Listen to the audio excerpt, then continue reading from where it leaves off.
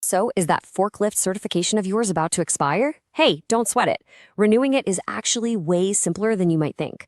In this explainer, we're just going to cut right to the chase, okay? I'm going to give you the exact step-by-step process to get you recertified, keep you compliant, and, most important of all, keep you safe out there. Ready? Let's dive in. All right, so no fluff, no messing around. The whole renewal process, when you boil it down, really just comes down to 4 core steps. We're going to walk through each one so you know exactly what's coming.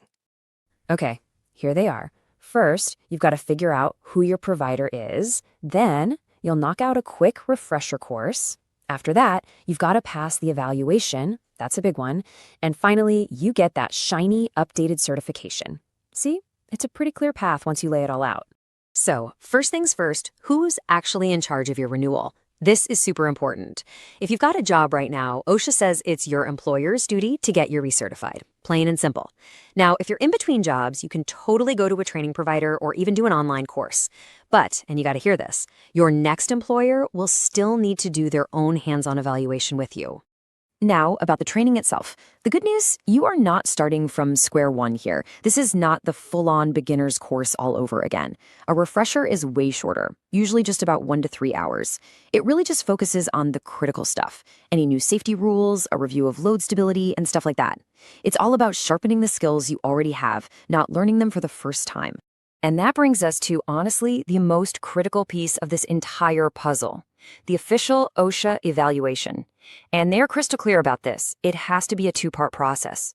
You've got your classroom or online stuff, the theory. But that second part, it's completely non-negotiable. You have to pass a hands-on, in-person performance evaluation to prove you can actually safely operate that forklift. Okay, so we've covered the how. But what about the when? I mean, how do you even know if it's time for you to renew? Let's get that sorted out right now. Let's make this really simple. I want you to take a look at the list on the next slide. If you can say yes to even one of these things, well then it's time to get that renewal process started. All right, here's that checklist. The big one, of course, is if it's been over 3 years. That certification definitely has an expiration date. But think about these other ones too. Did you just start with a new company? Are you about to start driving a different kind of forklift? Say, moving from a standard sit-down to a stand-up reach truck? Yep, both of those mean it's time to renew. And of course, if your boss just asks you to do it, that's another trigger. So now that we know the how and the when, let's talk about what not to do. Seriously, avoiding these common mistakes is just as important as doing everything right, because even one of these slip-ups can make your certification totally invalid. Okay, the absolute biggest mistake people make, thinking that license is good for life. It is not.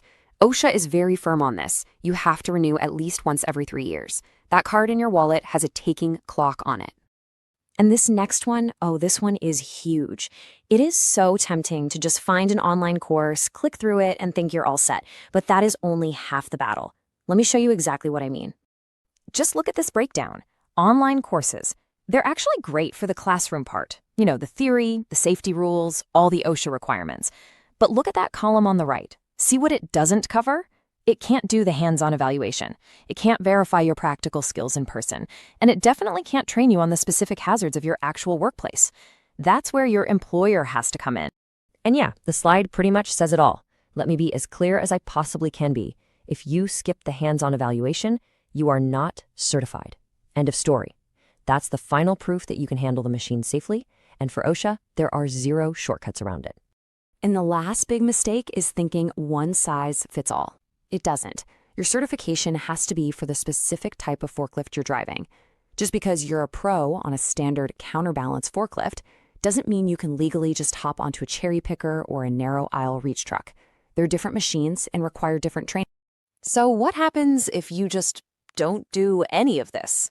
Well, the consequences of driving with an expired or invalid license are really serious, not just for your company, but for you too. For the employer, we're talking about a whole lot of money. OSHA fines can easily climb into the thousands of dollars. And get this, that's often per violation. It's a massive financial risk for something that's so easy to prevent. And trust me, it's not just about the fines. Operating without a valid license puts everybody in danger. You're looking at a much higher risk of accidents, huge legal problems for the company, and for you, the operator. It could mean getting suspended or even losing your job. This isn't just about paperwork. This is about safety, and it's about your career. Okay, let's start to wrap this up with a couple of final key takeaways to make sure you're totally ready to go. The classic question. We get this one all the time.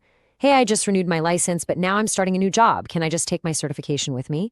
And the short answer is, well, it's a little complicated. Here's the best way to think about it. Your training history and your general safety knowledge, that's all yours. You can take that with you anywhere as proof that you've done the coursework. But the final authorization to actually operate a forklift, that is always specific to your employer. Your new boss is still required by law to evaluate you on their machines in their warehouse before you are officially good to go. Look, if there is just one thing you remember from all of this, please let it be this pro tip. Do not wait until the last second. Start your renewal process at least a month before your current one expires.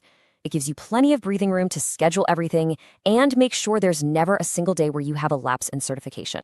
And we'll just end with the official word directly from OSHA. This quote really says it all.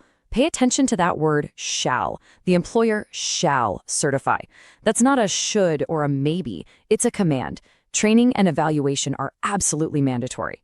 So the real question isn't just how you'll renew your license, but how seriously you and your employer are taking that shared responsibility to keep everyone safe.